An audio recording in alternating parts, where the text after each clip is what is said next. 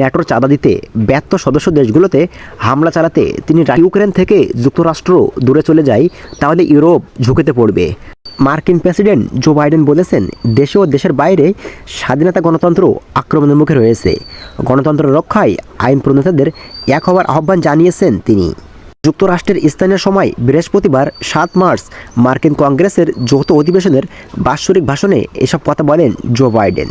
এ সময় 2024 সালের প্রেসিডেন্ট নির্বাচনে রিপাবলিকান পার্টির মনোনয়ন প্রত্যাশী ডোনাল্ড ট্রাম্পের এক মন্তব্যের কড়া সমালোচনা করেন জো বাইডেন।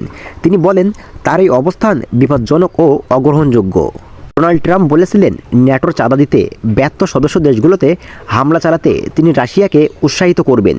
এদিকে ন্যাটো ও ইউরোপীয় নিরাপত্তার প্রতি অব্যাহত অঙ্গীকারের প্রতিশ্রুতি দিয়ে বাইডেন বলেছিলেন, যদি ইউক্রেন থেকে যুক্তরাষ্ট্র দূরে চলে যায়, তাহলে ইউরোপ ঝুঁকিতে পড়বে, তাই আমরা সরে যাব না। মার্কিন প্রেসিডেন্ট বলেন, পুতিন অগ্রসর হচ্ছেন, আরও সহায়তা পেলে ইউক্রেন নিজেকে রক্ষা করতে পারবে।